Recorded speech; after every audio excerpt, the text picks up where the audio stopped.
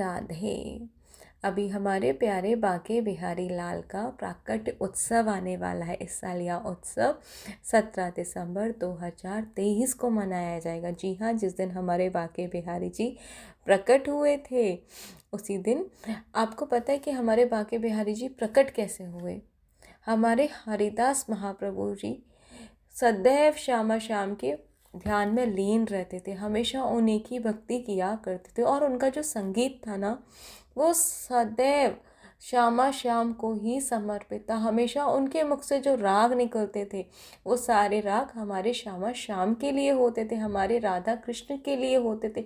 हर समय उन्हीं का चिंतन, उन्हीं का ध्यान, ऐसा कोई क्षण नहीं था जिस समय उनको ठाकुर जी का स्मरण ना हो।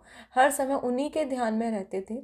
उनके अनेकों शिष्य हुए तो उनके शिष्य सोचते थे रोज सुबह हरिदास महाप्रभु जी जब आते हैं और कुंजों में प्रणाम करते हैं, इन कुंजों में ऐसा है क्या कि जो हरिदास स्वामी जी महाप्रभु जी डेली कुंजों में प्रणाम करते हैं? ऐसा क्या है? बट किसी भी शिष्य की ना कभी कुछ उनसे पूछने की हिम्मत ही नहीं होती थी। और विठुल विपुल दास जी ना हमारे हरिदास महाप्रभु जी के प्रिय शिष्य थे। अब सब लोग किससे कहें? विठुल विपुल देव जी से कहें। आप पूछो कि इन कुंजों में ऐसा क्या है? मतलब एक उत्सुकता होती है ना शिष्यों को, तो कि ऐसा क्या है कि जो हमारे गुरुजी यहाँ कुंजों में डेली प्रणाम करते हैं, समझ में नहीं आता। तो एक बार सुबह का समय, लेकिन ज़रूरी नहीं ना हर बात हर समय पूछी जाए। एक दिन सुबह के समय हरिदास महाप्रभु जी पधार रहे थे तो विठल विपुल देव जी ने उनके चरणों में प्रणाम किया और हरिदास महाप्रभु जी उनको काफ़ी खुश दिख रहे थे। तो उनसे पूछने, प्रभु जी बस एक बहुत इच्छा है आपसे जानने की कि आप डेली इन कुंजों में ऐसा क्या देखते हो, आप ऐसा क्या करते हो कि आपको यहाँ, मतलब डेली आप यहाँ प्रणाम क्यों करते हो? डेली आप यहाँ शीश झुकाते हो, बार बार कुंजों की तरफ ही आपका ध्यान रहता है। तो हरिदास महाप्रभु जी कह रहे, एक बार तुम भी जाके देख लो, एक बार तुम भी जाके देख लो। तो अब विठल विपुल देव जी उन कुंजों में प्रवेश करते हैं। जैसे ही प्रवेश करते हैं तो वहाँ पे वो क्या देखते हैं? हमारे श्यामा श्याम कुंजों में विराजमान है, श्यामा और श्यामा जू, और झूला झूल रहे हैं, साथ ही अष्ट सखियाँ वहाँ विराजमान हैं। और उसकी जो शोभा है ना, मतलब अतुलनीय है। उसकी शोभा का वर्णन शब्दों में करना संभव ही नहीं है। ऐसा तेज और ऐसी सुगंध प्रकट हो रही है, सब जगह एकदम सुहावना वातावरण है और सब जगह खुशबू ही खुशबू की लहर है। और हमारे श्यामा श्याम जो झूले पे झूल रहे हैं और अष्ट सखियाँ उनकी सेवा कर रही हैं।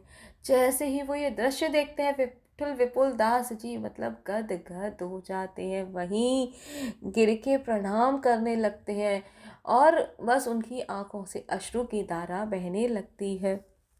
कुछ समय के बाद जब विठुल विपुल देव जी बाहर आए कुंजों से तो उनके हरिदास महाप्रभु जी ने उनको देख लिया। तो हरिदास महाप्रभु जी को लगा कि कहीं ऐसा तो नहीं इसे भ्रम लगा हो कि मैं ये जो देख रहा हूँ ये भ्रम है। तो कहते हैं एक बार फिर से जाओ कुंजों में और कुंजों में जाके इस बार कुछ प्रमाण लेके आना कि तुम कुंजों में गए हो, इस बार कुछ प्रमाण लेके आना। अब तो भैया हमारे गुरु की आज्ञा है, विठुल विपुल देव जी गए, अंदर जाके फिर से कुंजों में गए, फिर से वही निहारने लगे। इतने में वो क्या देखते हैं, गुरु की आज्ञा थी कि कुछ प्रमाण लेके आना। तो हमारे श्यामा श्याम जो है जो एक प्रतिमा के रूप में परिवर्तित हो जाते हैं और ललिता सखी उनको विठल विपुल देव जी को वो प्रतिमा उठा के देती हैं और कुंजों से बाहर आए तो वो प्रतिमा लेकर आए। तो ऐसे हमारे बांके बिहारी लाल जी प्रकट हुए। आज हम उनको बांके बिहारी लाल के नाम से जानते हैं, बट एक्चुअल जो उनका नाम है हमारे बांके बिहारी का वो है कुंज बिहारी, क्योंकि कुंजों में जो बिहार करते हैं इसलिए हमारे ठाकुर जी का एक्चुअल नाम है कुंज बिहारी। तो हमारे हरिदास महाप्रभु जी उनकी वहीं सेवा करने लगे। अब जब हरिदास महाप्रभु जी के पास ठाकुर जी आए तो वो एक तरह के ना चिंता में लीन हो गए, एक तरह के या भैया ठाकुर जी तो आ गए, अब मैं इनकी सेवा कैसे करूँगा। उनको अब कुछ समझ ही ना आया, क्यों भाई, अब उनके पास तो ऐसा कुछ था ही नहीं, वो तो लंगोट लगा के रहते थे। अब वो क्या करें कैसे करें। तो ठाकुर जी ने उनकी दशा देख के बोले, तुम इतने दुखी क्यों होते हो। तो वो ठाकुर जी से क्या कहते हैं, श्यामा श्याम से, मैं एक फ़कीर क्या आपकी सेवा करूँगा, और श्यामा जू उनके लिए नित्य नए श्रृंगार कहाँ से लाऊंगा, आपका भोग कैसे लगाऊंगा। तो ठाकुर जी कहते, तुम मन मत दुखी किया करो, हम तुमको डेली 10 मोहरे देंगे, उससे तुम हमारी सेवा करना। अब तो भैया हरिदास महाप्रभु जी भी, ठीक है भैया, अब तो डेली ठाकुर जी के चरणों से डेली 10 मोहरें मिलती, उसको वो पूरे ठाकुर जी की सेवा में अर्पित कर देते थे।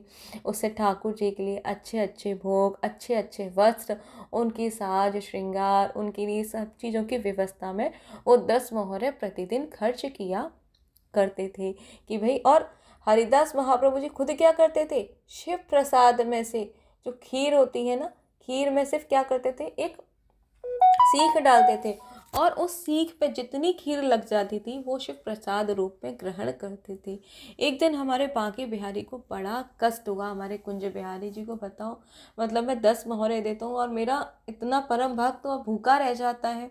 तो वह हरिदास महाप्रभु जी से, कुछ तो पा लिया करो। तो कहते, प्रभु मेरा तो यही है, मेरा तो सब कुछ आप ही हो, मेरे तो सब कुछ आप ही हो, मैं तो बस आपके ही दर्शन से सब कुछ हो जाता है मेरा। बोले नहीं, हमें बहुत कष्ट होता है, हमें बहुत कष्ट होता है। तो हमारे हरिदास महाप्रभु जी जो प्रसाद में खीर होती थी उसमें सिर्फ थोड़ा सा ले लिया करते थे। ऐसे हैं हमारे हरिदास महाप्रभु जी, जिनकी कृपा से, कहते ना, संत कृपा से ही सब कुछ है। जब संत अपनी कृपा करता है तो देखो, विठ्ठल विपुल देव जी को हमारे कुंज बिहारी के दर्शन भी हुए, और कुंज बिहारी हम सबको आज भी वृंदावन में दर्शन देते हैं। तो आइए सब साथ में बनाएंगे हमारे ठाकुर जी का प्राकट उत्सव आने वाला है। बोलिए वृंदावन बांके बिहारी लाल की जय, श्यामा प्यारी कुंज बिहारी, जय जय जय हरिदास दुलारी। तो ऐसी रोचक रोचक जानकारियाँ जानने के लिए हमारे साथ हंसते रहिए, मुस्कुराते रहिए, बने रहिए। राधे राधे।